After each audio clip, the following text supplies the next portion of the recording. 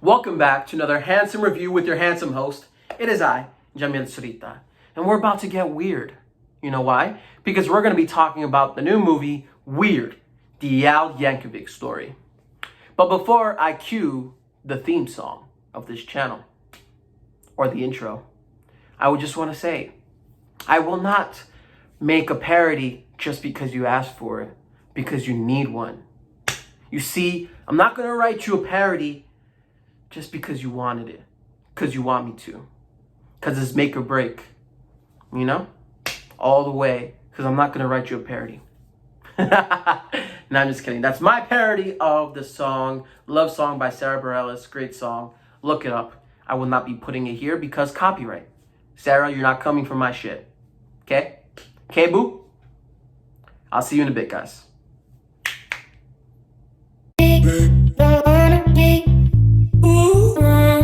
Welcome back. Now that the intro is done, let's talk about the movie. Look, so the movie Weird is definitely a parody of the biopic genre, especially the musical biopics, which is great because he is the king of parody, you know? He's the king of changing the words of famous songs, as he so eloquently put it in the movie. So, I want to say, I love the opening scene when it introduces him in the gurney, and one of the doctors is Lin-Manuel Miranda. Like, there's a lot of great famous actors and people in this movie, so it's kind of cool to see that. So it was a great choice. And he's like, oh, do you want to know what happened, how I basically got to this point? So it was great, you know, I really am. Before I go any further, I just want to let you know, there will be spoilers for the movie because, you know, I just want to talk about it. So that's what we do here. We spoil it. All right? Now the spoiler warning is out of the way. Let's continue. So, you know, I really did like that opening where he's like in the hospital, like basically like what happens with a lot of musical biopics. Usually it's about people who are drug addicts and all that type of stuff. And, you know, it always begins like that. It's like, oh, do you dare witness my harrowing tale of fame and fortune? You know, that type of stuff. And so it was really great that he did that because basically he does like hit on a lot of tropes with like the musical biopics of like the person who grew up with a really hard life. For example, later they make like a whole thing about him playing the accordion and how his father beats up this guy. He like beats him up really hard on this guy who tries to sell his son Al an accordion. He's like one of those door-to-door salesmen, and it was hilarious to watch him get beat up. You know, not talking about violence, but just the way that they did it was so exaggerated, it's hard not to laugh, you know? And then he does get arrested in the, what is it called? When he's a teenager and he goes to a polka party. And he's like, we arrested your boy at a polka party. He's like, what? And the dad's like super angry. He's like, wait till your father finds out about this. That type of stuff. So, you know, very classic musical biopic. And then we see him grow up. And then one of the cool scenes was seeing him decide to make music in the bathroom. Just because, you know, he couldn't afford to do it in a studio or anything like that. And that was after they went on like that riff of like the inspiration hitting. Because, you know, they always have those scenes in musical biopics where like something happens in their life. And all of a sudden they get struck with lightning with like one of the best songs or favorite songs. And then, you know, they decide, oh, why don't we go to the bathroom? It has really good acoustics over there. And so they go and record it and they kick out this guy who was in the bathroom. So that was funny. And then later he's like, oh, it's like, so now we just have to wait, right? Because they sent over their demo. And he's like, what? Do you think that it's just sending out one tape and they discover you and they play you automatically as soon as they arrive, the disc? And then and then on the radio he turns it on and he's like, everyone should listen to this brand new hit, an overnight sensation. I just got this CD in the mail and I want all of you to hear it. And it's now going to be one of the top 5 grossing songs in the list of music that I play as a disc jockey. And then it's literally the song that he made. So that was funny. I really did like that. And then, you know, later they kind of go through the parody of like when he meets like his mentor, which is, I guess he was someone that was important in Weird Al's life in real life, Dr. Dementor. I'm not too sure about like the Weird Al lore, but I really did enjoy the movie as a movie itself. And so I know that Dr. Demento came out and, you know, he met him in an inspirational way at a party. And then there he became kind of like that Rain Man type of character where this other guy that was like a big person, he was played by Jack Black. So it's always great to see him.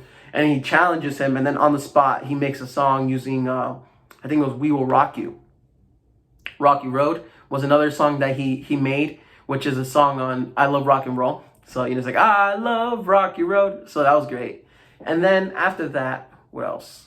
So there was a lot of great moments. And then I feel like one of the standouts was Madonna, the character, because obviously, that's not real Madonna, but the way they played her was so exaggerated. It just, it just had me laughing a lot. She was played by the actress Evan Rachel Wood.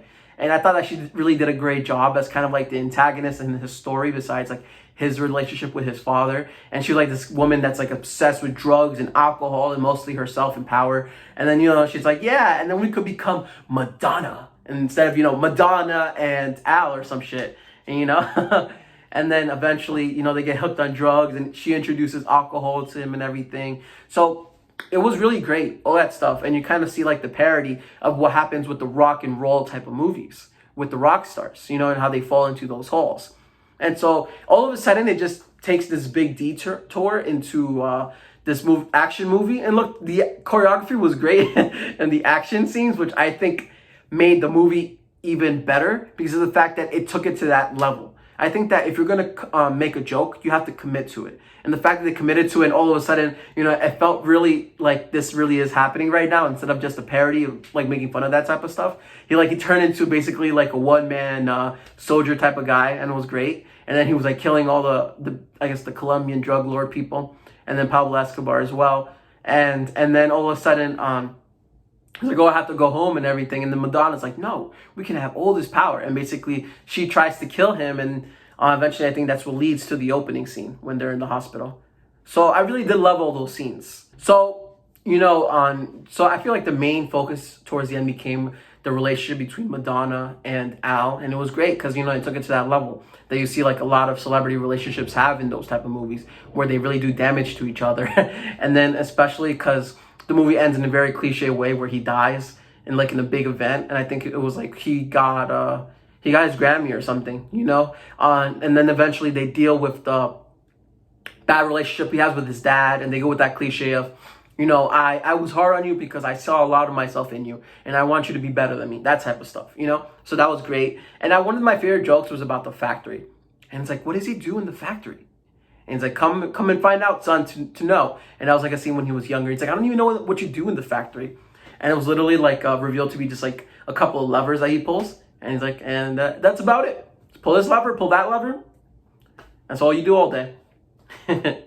So they bring that reconnection of him and his father, especially because with the Madonna character he splits up from his friends, and becomes alone. And he kind of tries to find himself again by just reconnecting with his family.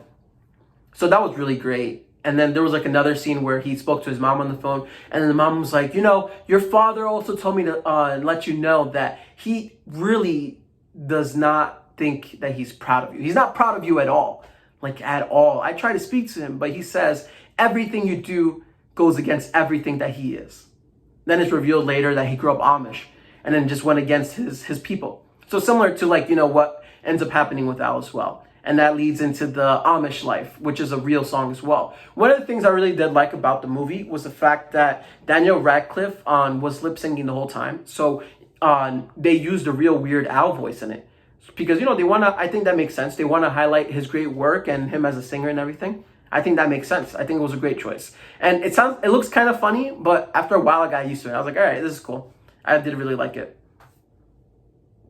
And then, what happened after that? I just wanted to say that it was a good time. It was a good movie. It went through all the cliches, and then they just kind of brought it to this more exaggerated way. I think one of my favorite scenes too was when he, right after he became famous, when his friend said, oh, it doesn't work like that. You don't just become an overnight sensation. He goes to a record office, and then they say, no, you think we're going to play your shit? Just, no one's ever even heard of you and all that stuff. And then the guy went all the way hard. He goes so hard that the character that Weird Al, the real person, plays in the movie's like, yo, you got to calm down.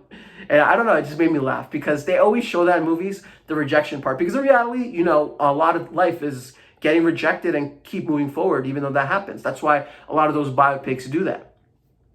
So it was kind of great to see that. You know, they always show like the humbling parts of before he becomes a celebrity. You know, he had to get rejected by everyone. Everyone thought he was out of his mind before he becomes the weird Al Yankovich. And, you know, everything that happened. So I thought that was really great.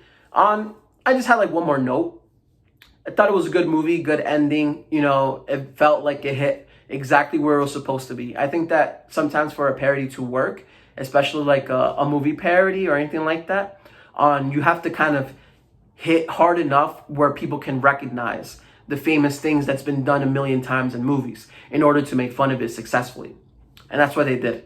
They did a great way of going into the characters, into the movie, into the world, because of the fact that Weird Al in real life is a parody maker. So in order to actually have something, I guess, to kind of honor his existence in a way, you know, because it's about him, technically, you know, but it's more about the character Weird Al. And I think that that really worked because he is the king of parodies. So for the king of parodies to have a biopic parody of himself is genius. It's exactly what it's supposed to be. And then I just want to mention briefly that this movie came out on the Roku channel. Roku is a very big app that a lot of people have at this point. So I think it is a really good investment on their part to have released this movie. It's free. You know, you don't have to pay for it or anything like that. But you do get commercials throughout, which, you know, could work for the Roku app. That's how they make money, because they play commercials throughout the whole app. That way people can see whatever they have to see, or maybe they click on it, and then that pays for all the content that they make. But for right now, I think the big thing that they made was just a Weird Al movie, which did really well in the film festival circuits, and now it's playing everywhere on a Roku near you. So that's the end of my review. Thank you for watching. Please give this video a like. Please subscribe. That way we can continue just talking about all this stuff. And also let me know in the comment section below what you thought of the movie. If you were excited about it before you watched it, if you liked it, if you hated it, let me know everything. I want to read it, and then I will also respond back to you.